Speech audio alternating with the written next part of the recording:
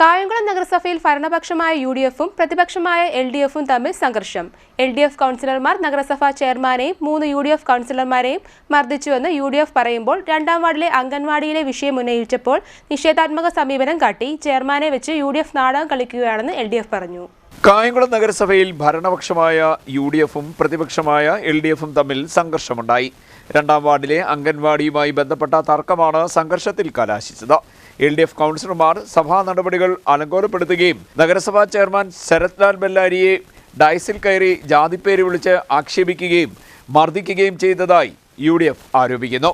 ചെയർമാനെ രക്ഷിക്കാൻ സമീപത്തെത്തിയ യുഡിഎഫ് കൗൺസിലർമാരായ മിനി അച്ഛൻകുഞ്ഞ്, ബിജു നസറുള്ള, സുമയ്യ എന്നിവരെയും മർദ്ദിച്ചെന്നും യുഡിഎഫ് ആരോപിക്കുന്നു. പരിക്കേറ്റ ചെയർമാനും കൗൺസിലർമാരും കായംകുളം താലൂക്ക് ആശുപത്രിയിൽ ചികിത്സ തേടി. നഗരസഭ 40-ാം വാർഡിൽ പ്രവർത്തിക്കുന്ന അംഗൻവാടി 2-ാം വാർഡിലേക്ക് മാറ്റണമെന്ന നിയമവിരുദ്ധമായ ആവശ്യം എൽഡിഎഫ് മെമ്പർമാർ ഉന്നയിച്ചാണ് ചെയർമാനെ ആക്രമിച്ചതെന്ന് UDF parliamentary party leader advocate U Muhammad പറഞ്ഞു. ഒരു പ്രകോപനമില്ലാതെ എൽഡിഎഫ് അംഗങ്ങൾ ചെയർമാൻ്റെ ഡയസിലേക്ക് ചെല്ലുകയും ചെയർമാനെ കയ്യേറ്റം ചെയ്യുകയും ചെയർമാനെ മർദ്ദിക്കുകയും അദ്ദേഹത്തെ ജാതി പറഞ്ഞ് ആക്ഷേപിക്കുകയും അദ്ദേഹത്തെ മർദ്ദിക്കുകയും ചെയ്ത സംഭവം ഉണ്ടായി. തുടർന്ന് തടസ്സത്തിന് ചെന്ന 2 വനിതാ യുഡിഎഫ് കൗൺസിലർമാർക്ക് മർദ്ദനമേറ്റു.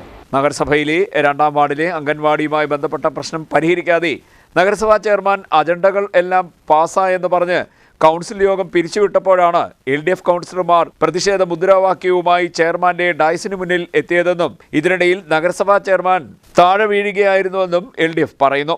യുഡിഎഫ് കൗൺസിലർ ചെയർമാനെ പിടിച്ച് വലിക്കുമ്പോഴാണ് ചെയർമാൻ താഴേക്ക് വീഴുന്നതെന്നും LDF parliamentary party leader S K. Viswanath പറഞ്ഞു. എന്നാൽ എൽഡിഎഫ് കൗൺസിലർമാർ മർദ്ദിച്ചു എന്നും വലിച്ച് താഴെയിട്ടും എന്നും പറഞ്ഞ് യുഡിഎഫ് കൗൺസിലർമാർ രംഗത്ത് വരികയായിരുന്നുവെന്നും ഇത് സംബന്ധിച്ച ദൃശ്യങ്ങൾ പുറത്തു വന്നതോടെ യുഡിഎഫിന്റെ നാടകം പൊളിഞ്ഞിരിക്കുകയാണെന്നും എൽഡിഎഫ് കൗൺസിലർമാർ പറഞ്ഞു. അംഗനവാടി ഏറ്റവും പാവപ്പെട്ട ജനവിഭാഗങ്ങൾക്ക് ഗുണകരമായിട്ടുള്ള ഒന്നാണ്.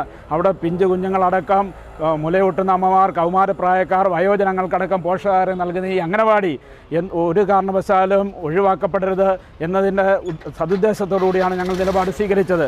എന്നാൽ അതിൽ നിന്ന് മുഖം തിരിഞ്ഞോടിയപ്പോൾ ഞങ്ങൾ അടുത്ത അജണ്ടയിലേക്ക് കടക്കരുത് എന്ന് ചെയർമാനോട് പറയുകയും ചെയർമാൻ അജണ്ടയെല്ലാം പാസ്സായെന്ന് പറഞ്ഞ് സഭ പിരിച്ചുവിട്ടിട്ട് പോകാൻ ശ്രമിച്ചപ്പോൾ ഞങ്ങൾക്ക് പറയാനുള്ളത് കേൾക്കണമെന്ന് പറഞ്ഞപ്പോൾ അവിടെ പിന്നീട് നടന്ന വളരെ നാടകീയമായ രംഗങ്ങളാണ് നടന്നത്. അവർ ബോധപൂർവം ചെയർമാനെ മറിച്ച് താഴെയിട്ടിട്ട് ആശുപത്രിയിലേക്ക് കൊണ്ടുപോയി. ഇവിടെ എൽഡിഎഫ് കൗൺസിലർമാർക്കെതിരെ കേസെടുക്കാൻ. എന്നാൽ അത്തരത്തിലുള്ള നാടകങ്ങളൊന്നും വിലപ്പോകില്ല.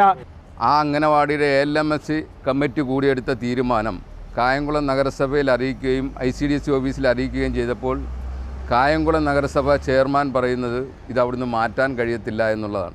2-ാം വാർഡിലുണ്ടായിരുന്ന അംഗൻവാടി വാർഡ് വിഭജനം വന്നപ്പോൾ 40-ാം വാർഡിലേക്ക് മാറ്റിയിരുന്നു.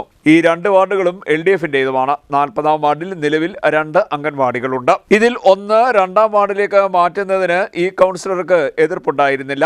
ഇത് കൗൺസിലിൽ അറിയിക്കുകയും ചെയ്തു. എന്നിട്ടും യുഡിഎഫ് രാഷ്ട്രീയ വൈരാഗ്യം വെച്ചുകൊണ്ട് 2-ാം വാർഡിലേക്ക് അംഗൻവാടി നൽകുന്നില്ല എന്നതായിരുന്നു എൽഡിഎഫിന്റെ വാദമെന്നും ഇത് സംബന്ധിച്ച ആവശ്യമാണ് ഉന്നയിച്ചതെന്നും LDF parliamentary party leader S K. Viswanath പറഞ്ഞു. CDNet news, Kayamkulam.